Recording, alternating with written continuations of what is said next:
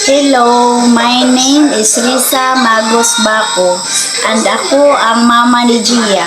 Pinapayagan ko silang gumawa ng videos dito sa YouTube at kami ay naka-supervise sa kanilang content para siguradong ligtas at angkop ito.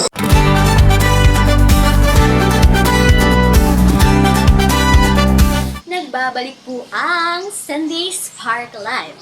Nagpapatuloy pa rin po tayo sa ating topic na ang epekto ng mga programa sa pagpapaunlad ng mga tanawin at pagpapalaganap ng responsableng turismo sa pagpapalakas ng ekonomiya ng mga rural na lugar at pagpapanatili ng mga kultural at kalikasan na yaman ng Pilipinas.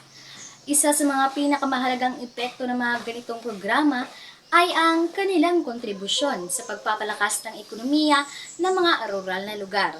Maraming lokal na negosyo tulad ng mga pension house, kainan, tindahan ng mga souvenir, at mga serbisyo sa transportasyon ang lumalago dahil sa pagdagsa ng mga bisita sa mga tanawin ng turismo.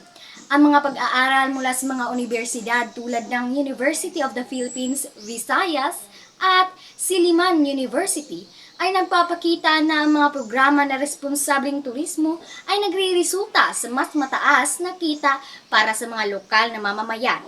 Dahil ang mga kita mula sa turismo ay direktang napupunta sa mga negosyong pag-aari ng mga taga roon. Maraming komunidad ang mga nagtataguyod ng mga aktibidad tulad ng mga paglilibot sa mga taniman, mga paglabas ng katutubong sayaw at musika, at mga pagbisita sa mga kultural na sitio na nagbibigay daan sa mga bisita na makaranas ng tulay na kultura ng Pilipinas habang nakakatuloy sila sa mga lokal na tita. Bukod pa rito, ang mga programa ay nagtuturo sa mga lokal na negosyante at mga guya ng turismo tungkol sa mga pamantayan ng magandang serbisyo, pangangalaga sa kapaligiran at paggalang sa mga kultural na tradisyon. Mga bagay na mahalaga para mapanatili ang interes ng mga bisita at gawing kaakit-akit ang mga destinasyon sa mahabang panahon. Magbabalik po ang Sunday Spark Live.